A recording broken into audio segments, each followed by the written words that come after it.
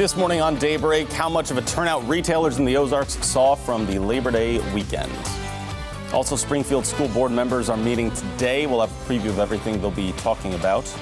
And also, National Suicide Prevention Month. That's a good time to remind you of ways you or someone you know can find help. It's all ahead this hour on Daybreak. Good morning. Welcome on in, everyone. The second hour kicking off. It's Tuesday, September 8th. I'm Joe Morano. Jennifer Abreu with the morning off. We are here with you for all the news and weather you need to know. Meteorologist Elisa Raffa is with us for the weather part of that equation. Good morning to you. Yes, good morning. And as people head back to reality this morning, the good news is that the weather won't slow them down. That is right. We are off the 3-day weekend now. People got to go back. Shortened work week. That's not too bad. And still decently pleasant. Is there rain anyone needs to watch out for or not? Not this morning. This afternoon, though, maybe on your way home from work and school, you might find some showers and storms north of the interstate. But this morning, you're starting out clear and quiet at 71 degrees. Pretty warm out there this morning with southerly winds and some humid dew points. But you're dry out there on satellite and radar. No road issues for you this morning. Just a quiet start. It's 69 degrees in Mountain Grove, 70 in West Plains, and 69 degrees in Monette. With these dew points up near 70 again, it's pretty humid out there this morning. You still have some reds and oranges on the muggy meter map. Most of us will find some dry roads out there today.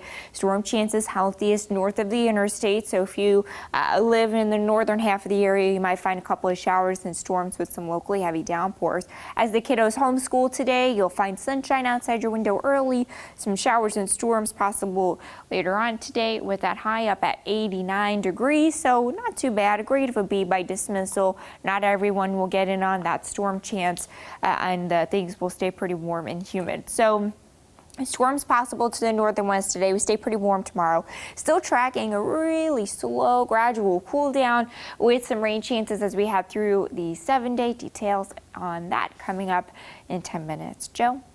Labor Day weekend, of course, is known for its good shopping sales, and this year's results in the Ozarks better than expected. Tanger Outlets had sanitizing stations throughout its property, while some stores put in place more strict rules than Branson's mask ordinance that's already in effect. Tanger Outlets GM Jamie Whitus says even though there were changes to how things normally look this time of year, sales were actually close to last year's Labor Day weekend. We've seen a great weekend for Branson on this Labor Day weekend. It's actually very comparable to Labor Day of last year. I'm getting several great reports from our stores on their store sales. Some stores are even having better volume of sales than they did during last year for Labor Day. So it's great to see the folks here this last weekend of summer, and we just hope that rolls on into the rest of the year. He adds, you might have noticed some empty shelves as many stores are struggling to keep up with the inventory. That's been a problem with many retailers since this pandemic started. And Branson's mask ordinance is set to actually end today, but Board of Aldermen members are meeting in the afternoon to talk about whether to extend it or not. Last week in a study session, they found out that tourism in Branson declined while the ordinance was in place. Taney County's health director says the number of cases has been going down over the past 2 weeks due to the mask rule. We will be covering that meeting for you today and have all the updates online. Moving on now, new this morning, in honor of National Suicide Prevention Month, Color 10's Nigel McDonald spoke to NAMI of Southwest Missouri to share some ways you or someone you know can find help if you're dealing with a crisis. Nigel, good morning. Yeah, Joe, good morning. With all the stressors that 2020 has brought, the people at our local NAMI office say it's important to know there's always someone there to talk to.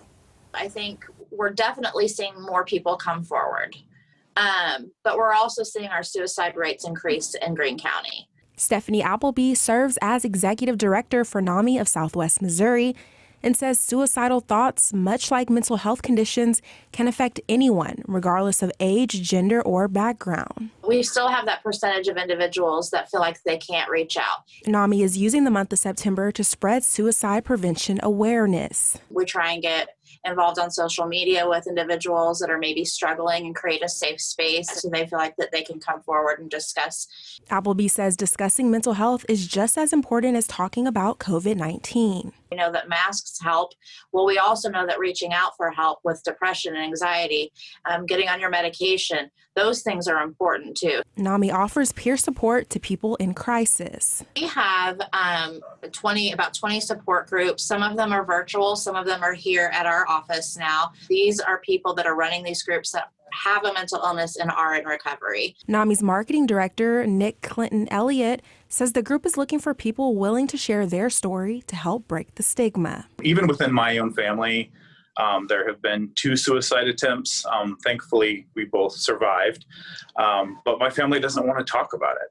And I think that whenever someone's story is kept in the darkness, it loses its power.